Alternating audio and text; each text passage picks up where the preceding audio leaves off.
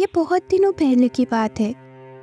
सोनापुर में एक वृद्धा अपने 5 जुड़वा बेटों के साथ रहती थी। पांचों लड़के एक दूसरे से बहुत ही मिलते जुलते थे, मानो एक दूसरे का ही रूप हो।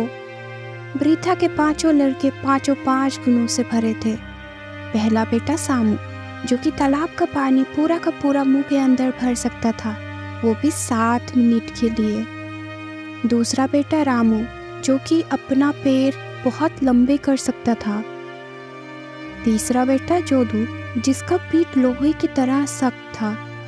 चौथे बेटे का नाम मधु था, उसे आग से कोई भी हानि नहीं पहुंचती थी। और सबसे छोटे बेटे का नाम था लालू, वो अपना सांस को पूरे 1 दिन के लिए रोक सकता था। 5 भाई दिखने में एक जैसे ही थे, बस उनकी माँ भानुमति ही जानती थी इनमें से कौन कौन है। 5 भाई आधी रात को मछलियाँ पकड़ने जाया करते थे।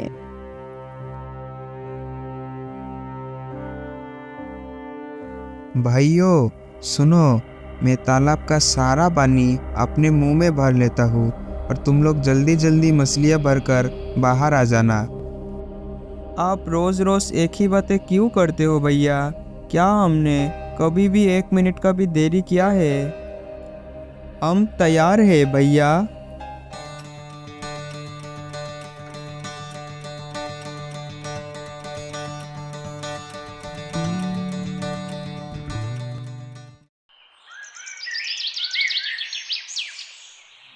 आज लालू की बारी है।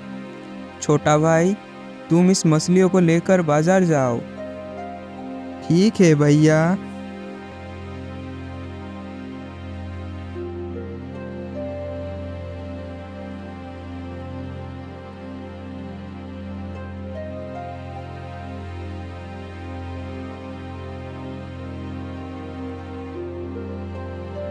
तुम्हें रोज़ रोज़ इतनी बड़ी बड़ी मछलियाँ कहाँ से मिलती है? हमें बताओ तो, हमें क्यों नहीं मिलती? तुम जरूर कोई जादू टोना करते हो ना? नहीं नहीं, तुम्हें बताना ही पड़ेगा। तुम रोज़ इतनी बड़ी बड़ी मछलियाँ कहाँ से लाते हो? तुम्हें बताना ही पड़ेगा। अच्छा, तो आप लोगों को जानना है। तुम सुबह सुबह भोर में आना, मैं तुम्हें बड़ी मछलियाँ पकड़वा दूंगा। लालू ने घर जाकर सारी बातें बताई। सारी बातें सुनकर सामू तैयार हो गया। दूसरे दिन सारे मछुआरे तालाब किनारे हाजिर हो गए। बाकी 4 भाई आज नहीं आए थे। सुनिए, मैं 7 मिनट के लिए तालाब का पानी अपने मुंह में भर लूंगा। आप लोग 7 मिनट में जितना भी मछलियाँ पकड़ना है उन सबको पकड़ लीजिएगा। एक बार फिर से कह रहा हूँ, मैं 7 मिनट से ज़्यादा अपने मुंह में पानी नहीं भर सकता हूँ। ठीक है, तू चिंता मत कर।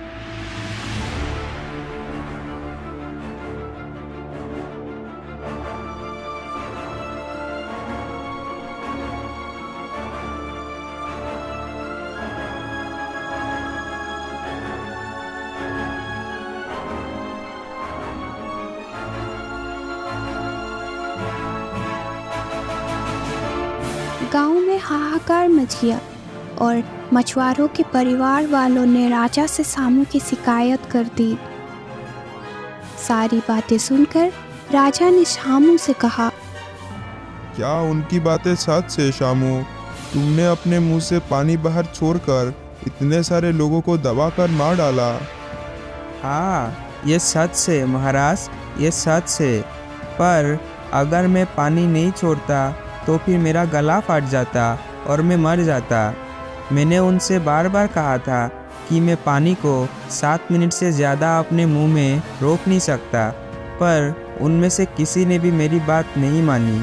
इसलिए मजबूर होकर मुझे तालाब का पानी छोड़ना पड़ा और इसीलिए इस तरीके का घटना घट गई है महाराज। इतने सारे लोगों का मृत्यु का उत्तरदायी मैं तुम्हें ही मानता हूँ। तुम्हें तालाब का पानी में डुबाकर मारा जाएगा। तुम्हारी अंतिम इच्छा क्या है, बताओ। महाराज, जब मरना ही है तो मैं कोई भी विरोध नहीं करूँगा। बस मरने से पहले एक बार मैं अपने माँ से मिल लेना चाहता हूँ। ठीक है, ऐसा ही होगा।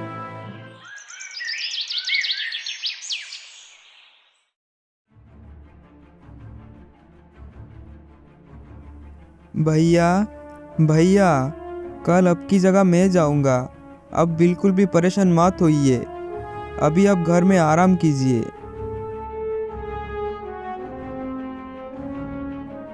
रामू तालाब में डूब के मरने के लिए आ गया। पूरे राज्य के प्रजा भी इस सजा को देखने के लिए आए थे। अरे ये क्या, तुमने तो कल लाल कमीज पहनी थी, आज नीली कमीज पहनकर क्यों आए हो? माँ का आदेश था महाराज। मैं अपने माँ का हर एक बात मानता हूँ। अब मैं आपका आदेश पालन करने जा रहा हूँ। महाराज, अलविदा। अलविदा महाराज।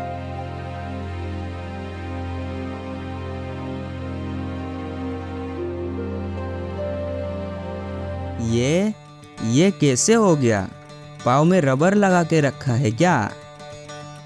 तालाब का पानी तो शामू का कुछ भी नहीं बिगड़ पाया। लगता है वो कुछ जादू टोना जानता है। ये क्या शामू, तालाब का पानी तो तुम्हारा कुछ नहीं बिगड़ पाया। अब तुम्हारा गर्दन मेरा जल्लाद काटेगा। बोलो बोलो, तुम्हारी अंतिम इच्छा क्या है? कल पूरी रात मेरी माँ रोई है महाराज। मैं बस जरा माँ को देख आऊँ महाराज। इसके अलावा मेरी और कोई भी इच्छा नहीं है। ठीक है, ऐसा ही होगा। अब कल सुबह ही तुम्हारी गर्दन काटी जाएगी।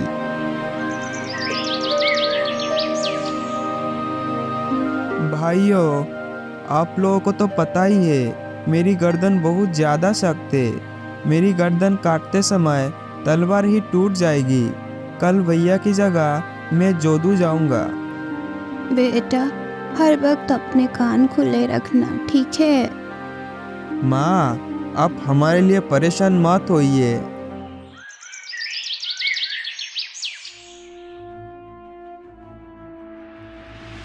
ये हो क्या रहा है? मैंने अपने जीवन में ऐसा कभी नहीं देखा। प्रजागण सुनिए, कल शामू को आग में जलाकर मारा जाएगा। महाराज महाराज, आग से मैं नहीं बच पाऊंगा, यह मैं अच्छी तरह से जानता हूँ। इसीलिए अंतिम बार मैं माँ से मिलकर आना चाहता हूँ। ठीक है, तुम अपनी माँ से मिलकर आखिरी बार के लिए उसके साथ रहकर आ जाओ।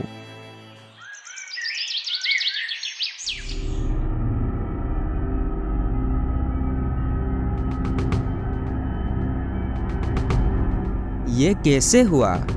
आखिर ये क्या मामला है? पानी में डुबाया तो पैर लंबा हो गए, सर कटने गया तो तलवार टूट गए। ये शामू कोई जादू टोना जानता है। अरे ये सब क्या हो रहा है? मुझे तो कुछ भी समझ नहीं आ रहा। ये क्या, ये शामू को तो आग से कुछ भी नहीं हो रहा है। सुनो शामू, अब तुम्हें मिट्टी में दबाकर मारा जाएगा और यही होगी तुम्हारी सजा। दया करके मुझे आखिरी बार के लिए मेरी माँ से मिलने का अनुमति दीजिए महाराज। मुझे मेरी माँ का बहुत ज़्यादा याद आ रहा है।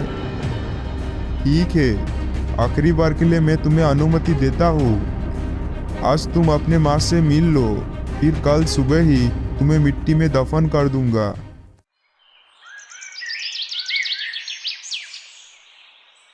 भैया, मैं सांसें रोक कर रखूँगा।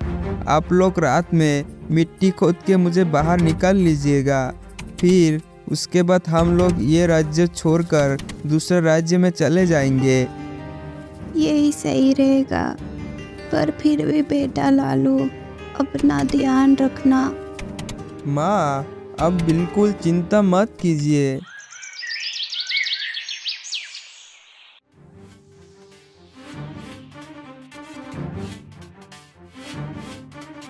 महाराज, इसके अंदर जो भी भूत था उसे मैंने भगा दिया। अब अभी इसे मिट्टी में दबा सकते हैं।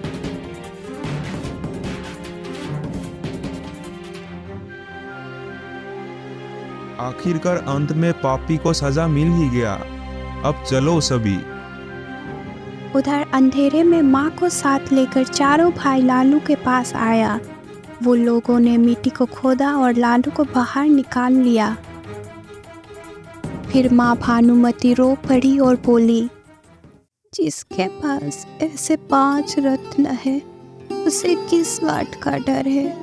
हम कहीं और जाकर सब कुछ फिर से शुरू करेंगे।